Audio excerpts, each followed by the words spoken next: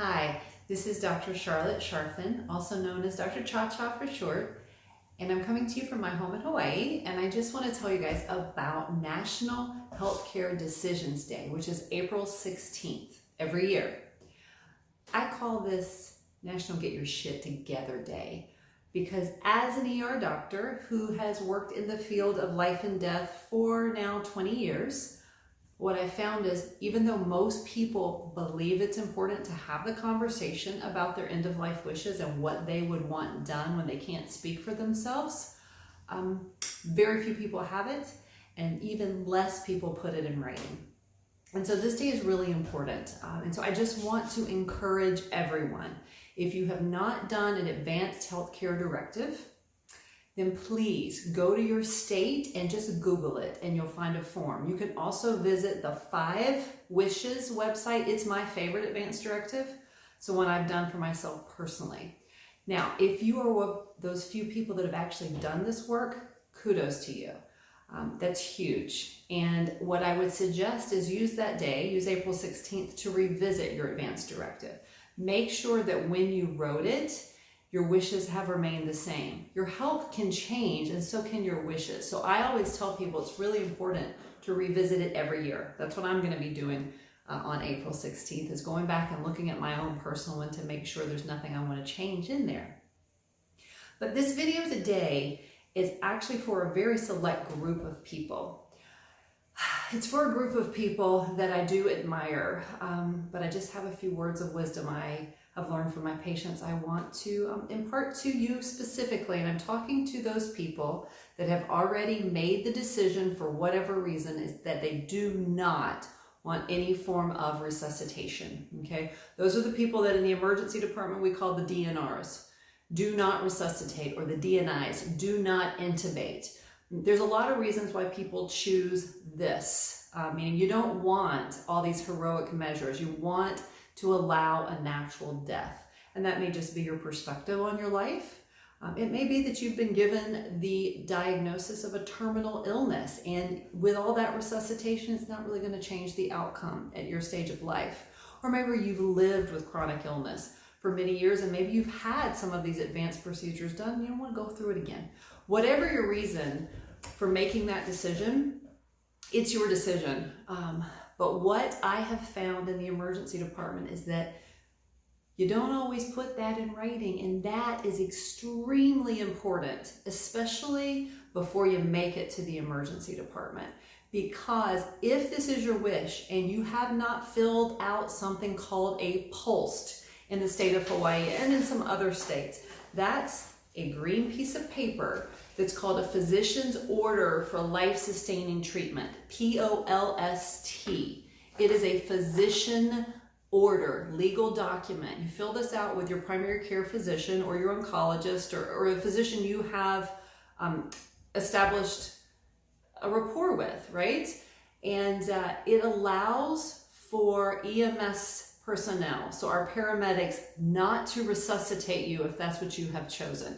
The people that should be filling this form out are people that have made this decision that they do not want to be resuscitated, or they do not want to be intubated, or both, okay? That's the first that goes A, B, C, and D, okay? A is the DNR, or the do not resuscitate. And then there's some other things on here. I am going to be doing a video specific to how you fill out a POLST and what everything means. But I just want to make sure that everybody understands that if you do not want to be resuscitated in the state of Hawaii, you must have this filled out. Otherwise, things that you don't want happening to you very well can happen or will happen to you.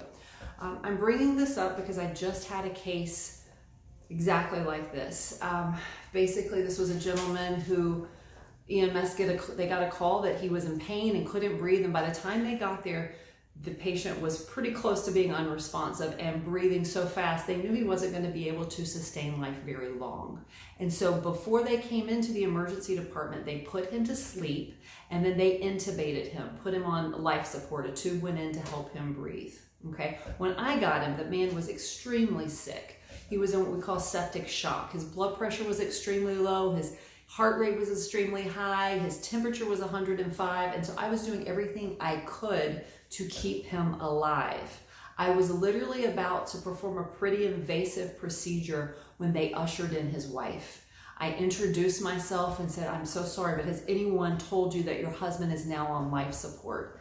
And she froze dead in her tracks.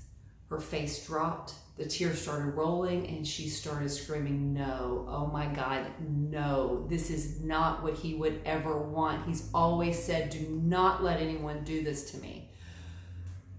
Which made me just take a deep pause and go, oh my God, what have we done again? You know? And so I had to take her out of the room and have a long conversation with her. Come to find out, he had had a conversation with his physician. All of his children knew he did not want to be resuscitated. She knew it, but she couldn't bear seeing him struggle, and that's why she called 911. She had no idea how close to death he was and what would happen to him because he did not have this document filled out. She had asked him to do it, and he just never made the time. And unfortunately, he had things done to him that he would never have wanted done. Now, in that situation, I was able to have a really long discussion with her, the family, our social workers, and they did, as a family, elect to take him off life support, knowing that he would die, and he did. But he died with them honoring his wishes, even after things had been done to him that he didn't want. And for me to bear witness to that and see, one, how hard it is to let go of a loved one, but to honor them, knowing that they would never have wanted to have lived like that, was one of the most beautiful things I actually do get to witness in the emergency department. What I want for people is to not have to make those decisions, however, and to be able to just be present with that person as they are dying. And so if you are like my patient, where you do not want to be resuscitated, I implore you to please talk to your physician, fill out your POLST with your physician. If you do not have a physician, I'm on the big island of Hawaii. I work with people that are trying to just get their shit in order, whether they're sick and dying or whether they're perfectly healthy. So you can go to my website, drchacha.com. That's drchacha.com.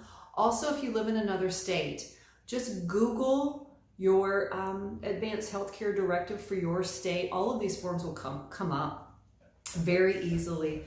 In Hawaii, Kakuamau is another wonderful resource. The Conversation Project is a global resource for people. There's so many things out there, and I just encourage you on National Healthcare Decisions Day, or whatever day you want it, but just do it soon. Make the effort to have the conversation after you've really given some thought to the things you want. If you are having trouble with that, if you're struggling to understand that, I will be making more videos. I blog as well, and I also see people privately. And I do that via telemedicine as well, so I can talk to people all across the country. It's a passion that I have, really educating people about living and dying well. Life and death wellness is what I call it. It's empowering to be able to live knowing we are going to die and fulfilling every minute that we do have on this earth. So again, my website is drchacha.com, and I thank you for listening. Have a great day.